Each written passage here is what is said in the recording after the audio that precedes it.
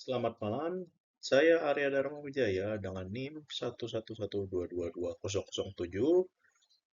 mahasiswa jurusan manajemen di Universitas Dian Nusantara, ingin mempresentasikan tentang kepemimpinan dalam budaya organisasi.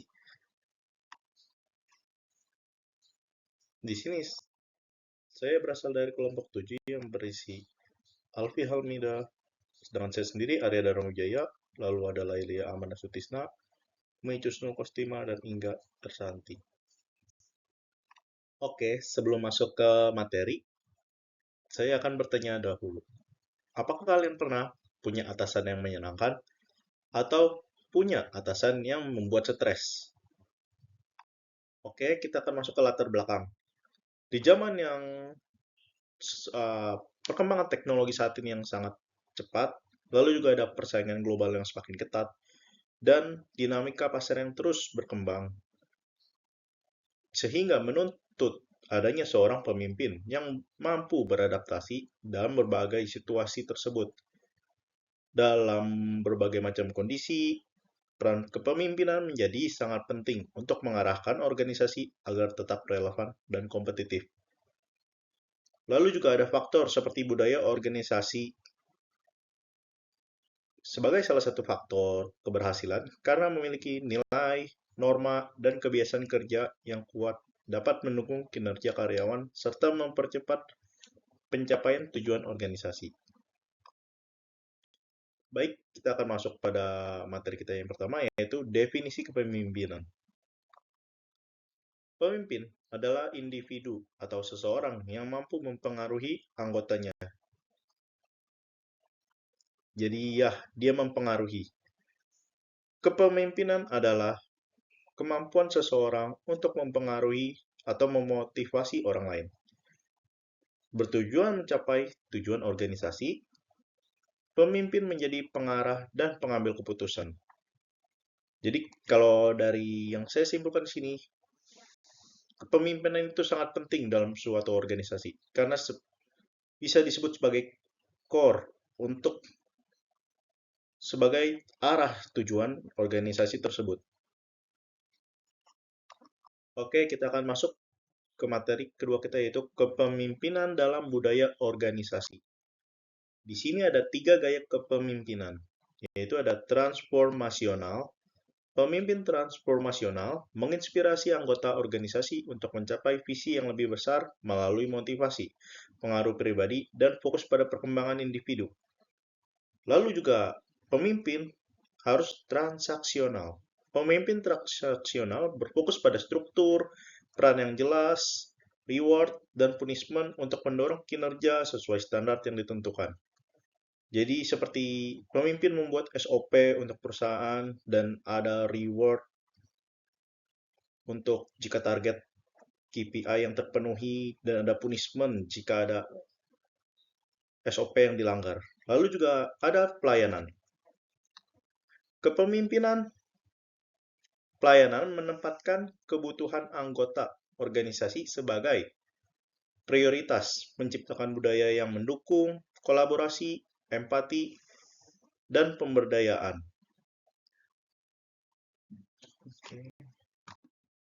Lalu ada peran kepemimpinan dalam pembentukan budaya. Ada 3 hal, seperti penetapan nilai. Pemimpin menciptakan dan menyampaikan nilai inti organisasi melalui komunikasi, perilaku, dan kebijakan sehari-hari. Lalu juga teladan. Pemimpin berperan sebagai role model, di mana tindakan mencerminkan norma dan nilai yang ingin ditanamkan dalam budaya organisasi. Seperti contohnya, jika masuknya tepat waktu sebelum dan jarang terlambat, maka akan dicontoh oleh para karyawannya. Lalu juga ada praktik simbolik. Pemimpin menggunakan ritual, penghargaan, dan tradisi untuk memperkuat identitas, budaya organisasi, dan memastikan keberlanjutannya. Jadi harus ada penghargaan nih yang diberikan untuk memastikan keberlanjutan dari budaya organisasi. Ada pengaruh kepemimpinan terhadap manajemen perubahan. Di sini ada 3 faktor, seperti 1. Komunikasi adaptif. Pemimpin berkomunikasi secara transparan, memberikan penjelasan atau alasan perubahan untuk mendapat dukungan anggota organisasi. Lalu kedua ada pendampingan perubahan. Pemimpin memberikan paduan dan sumber daya untuk membantu anggota menghadapi tantangan saat beradaptasi dengan budaya baru. Yang ketiga, tentu dengan membangun kepercayaan. Melalui tindakan yang konsisten dan mendukung pemimpin memupuk kepercayaan pada anggotanya yang berguna untuk mempercepat penerimaan budaya perubahan. Kita akan masuk ke materi ketiga, yaitu interaksi antara budaya dan kepemimpinan. Di sini saya akan menjelaskan bagaimana budaya mempengaruhi kepemimpinan. Yang pertama ada dari perilaku pemimpin. Budaya organisasi membentuk kepemimpinan melalui norma, nilai, dan perilaku yang diterima dan diharapkan. Misalnya budaya yang kolaboratif cenderung mendorong pemimpin yang partisipatif. Lalu juga ada kedua, pengambilan keputusan. Dalam budaya hierarkis, pemimpin cenderung membuat keputusan terpusat. Beda halnya dengan budaya egaliter, di mana pengambilan keputusan lebih demokratis. Lalu ketiga ada fokus prioritas. Budaya yang berorientasi pada inovasi mendorong pemimpin untuk fokus pada kreativitas, sedangkan budaya yang konservatif lebih menekankan stabilitas. Lalu juga ada pengaruh kepemimpinan terhadap nilai-nilai budaya. Yang pertama ada penanaman visi. Pemimpin yang efektif dapat memperkuat nilai budaya organisasi dengan komunikasi visi yang selaras secara konsisten kepada anggota tim. Ini membangun identitas bersama.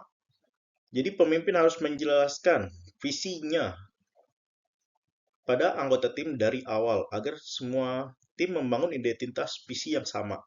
Lalu kedua ada transformasi budaya.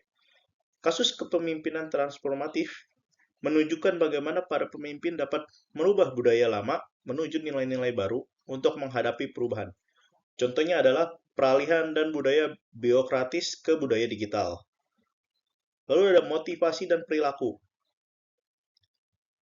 Di sini, melalui tindakan nyata, seorang pemimpin mencontohkan nilai-nilai budaya, menginspirasi karyawan untuk mengikuti dan menjadikan nilai tersebut pedoman kerja.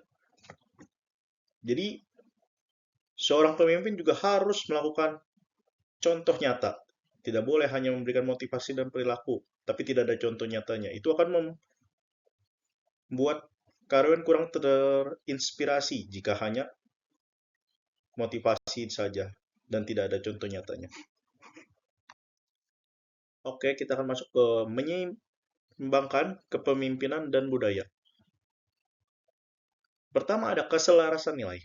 Pemimpin perlu memahami dan menyesuaikan gaya kepemimpinan mereka untuk menghormati nilai inti budaya organisasi sambil memastikan sasaran strategisnya tetap tercapai.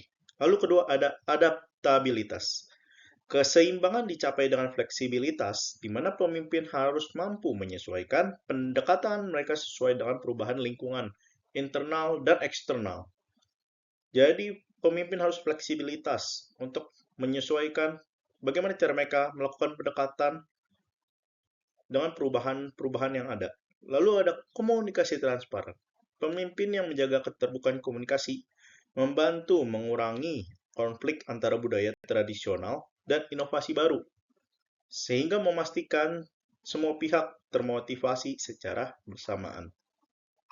Oke, kita akan masuk ke slide 4, itu ada studi kasus dan alat untuk kepemimpinan budaya. Di sini ada contoh kepemimpinan budaya yang sukses. Yang pertama tentu ada Apple. Kita semua tahu kalau pemimpin Apple menanamkan budaya ketelitian dan estetika, mendorong penciptaan produk berkualitas tinggi yang sesuai dengan visi kesederhanaan adalah kecanggihan. Lalu yang kedua ada Google. Kepemimpinan Google mendorong inovasi melalui budaya kerja fleksibilitas, lingkungan kolaboratif, dan fokus pada kesejahteraan karyawan yang meningkatkan produktivitas dan kreativitas mereka. Lalu yang ketiga ada Zappos. Zappos fokus pada budaya pelayanan pelanggan. Pemimpin mereka memberikan contoh dengan mendukung dan memprioritaskan pengalaman pelanggan sekaligus menciptakan lingkungan kerja yang menyenangkan. Oke, kita akan masuk ke alat untuk pengembangan budaya. Yang pertama ada dimensi budaya Hotspot. Alat ini membantu memahami variasi budaya organisasi berdasarkan aspek seperti individualisme versus kolektivisme, jarak kekuasaan, ada maskulinitas versus feminitas, penghindaran ketidakpastian, orientasi jangka panjang versus jangka pendek, dan pemuasan diri versus pengendalian diri. Lalu yang kedua ada model budaya Edgar Sage. Menilai budaya organisasi melalui 3 level, yaitu artefak, nilai yang diakui, dan asumsi yang mendalam untuk mengidentifikasi potensi perubahan atau penguatan. Yang ketiga ada pendekatan agil. Di sini mendorong budaya iteratif dengan fokus pada fleksibilitas dan pengembangan yang berkelanjutan, membantu organisasi adaptif terhadap perubahan pasar. Oke, kita akan menjelaskan tentang apa itu dimensi budaya Hotspot. 1. Individualisme versus kolektivisme. Menggambarkan apakah kepentingan individu atau kelompok lebih diutamakan. Budaya individualis menekankan pencapaian pribadi, sedangkan bagaimana budaya kolektivitas mengutamakan kerjasama dan loyalitas kelompok. Contohnya, keberhasilan proyek dianggap sebagai hasil kerja tim. Lalu ada jarak kekuasaan. Menunjukkan sejauh mana perbedaan kekuasaan diterima dalam organisasi. Budaya dengan jarak kekuasaan yang tinggi cenderung memiliki struktur hierarki yang kuat, sedangkan budaya dengan jarak kekuasaan yang rendah mendorong komunikasi yang lebih terbuka antara atasan dan bawahan. Contohnya di sini ada karyawan yang mengikuti keputusan pimpinan tanpa banyak mempertanyakan. Bisa dijawab bilang kalau struktur ini hierarki ya, karena keputusan atasan itu mutlak sampai bawah. Lalu yang ketiga ada maskulinitas versus feminitas. Di sini ada menjelaskan nilai yang dominan dalam budaya. Budaya maskulin berfokus pada prestasi dan kompetisi, sedangkan budaya feminin lebih menekankan kepedulian dan keseimbangan hidup. Contoh, perusahaan memberikan penghargaan bagi yang berprestasi. Lalu ada penghindaran ketidakpastian. Menunjukkan tingkat kenyamanan yang tidak pasti. Skor tinggi cenderung menyukai aturan yang jelas, sedangkan skor rendah lebih terbuka terhadap perubahan. Contoh, perusahaan yang memiliki SOP yang rinci untuk mengurangi resiko. Lalu yang kelima ada orientasi jangka panjang versus jangka pendek. Dimensi ini menunjukkan apakah suatu budaya lebih berfokus pada tujuan masa depan atau hasil yang cepat. Budaya jangka panjang menekankan perencanaan, ketekunan, dan investasi untuk keberhasilan di masa depan. Sedangkan budaya pendek lebih berfokus pada hasil segera dan mempertahankan tradisi. Contoh, perusahaan berinvestasi dalam pengembangan produk baru yang hasilnya baru terlihat dalam beberapa tahun mendatang. Sebaliknya, perusahaan yang fokus meningkatkan penjualan bulanan untuk memperoleh keuntungan cepat mencerminkan orientasi jangka pendek. Jadi jangka panjang baru kelihatan hasilnya dalam beberapa tahun, sedangkan jangka pendek itu adalah cara untuk memperoleh keuntungan secara cepat. Nah, yang keenam ada pemuasan diri versus pengendalian diri. Menunjukkan sejauh mana individu bebas menikmati hidup dan memenuhi keinginan pribadi. Budaya indulgence lebih permisif, sedangkan restraint lebih menekankan pengendalian diri. Contoh, perusahaan menyediakan program rekreasi dan kesejahteraan karyawan, atau biasa yang disebut kayak outing. Lalu kita akan masuk ke apa sih itu pendekatan agil? Di sini ada 3, yaitu ada fleksibilitas dan adaptabilitas. Dimensi fleksibilitas dan adaptabilitas menggambarkan kemampuan organisasi untuk merespon perubahan secara cepat dan efektif. Hal ini ditunjukkan melalui respon yang cepat terhadap perubahan lingkungan bisnis, kemampuan menyesuaikan strategi kerja, serta kemampuan beradaptasi dengan kebutuhan dan harapan pelanggan yang terus berkembang. Yang kedua ada pengembangan iteratif dan berkelanjutan. Dimensi pengembangan iteratif dan berkelanjutan menekankan pentingnya perbaikan yang dilakukan secara bertahap dan terus-menerus. Dimensi ini tercermin dari pelaksanaan evaluasi secara berkala, penerapan perbaikan berkelanjutan berdasarkan hasil evaluasi, serta upaya peningkatan kualitas produk, layanan, atau proses kerja secara konsisten. Yang ketiga ada kolaborasi dan keterlibatan tim.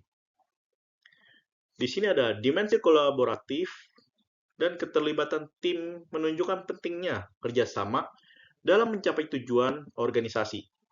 Dimensi ini ditandai dengan komunikasi yang terbuka antar anggota tim, kerjasama lintas fungsi yang efektif, serta keterlibatan aktif tim dalam proses pengambilan keputusan dan penyelesaian masalah. Lalu kita akan mencari tahu cara menilai dan mengukur budaya. Di sini ada 3 cara biasa yang digunakan. Yang pertama ada survei karyawan, menggunakan kuesioner untuk mengumpulkan wawasan tentang persepsi karyawan terhadap nilai dan praktik budaya organisasi. Lalu yang kedua ada audit budaya, mengidentifikasi keselarasan antara nilai resmi organisasi dengan perilaku aktual di tempat kerja, serta menemukan kesenjangannya. Yang ketiga ada metrik kinerja budaya, menilai dampak budaya terhadap hasil bisnis terhadap tingkat retensi karyawan, kepuasan pelanggan, dan inovasi produk. Kita masuk ke slide kesimpulan. Kepemimpinan memiliki peran penting dalam membentuk, menjaga, dan mengembangkan budaya organisasi melalui penerapan nilai norma serta perilaku yang menjadi teladan bagi anggota organisasi. Gaya kepemimpinan yang efektif mampu menciptakan lingkungan kerja yang positif, meningkatkan disiplin, kerjasama, komunikasi, dan motivasi kerja. Selain itu, pemimpin juga berperan dalam menanamkan visi dan tujuan organisasi secara konsisten, serta membantu anggota beradaptasi terhadap perubahan melalui arah dan dukungan. Dengan demikian, kepemimpinan dan budaya organisasi saling mempengaruhi dalam mencapai keberhasilan dan keberlanjutan organisasi. Sekian presentasi dari saya. Terima kasih.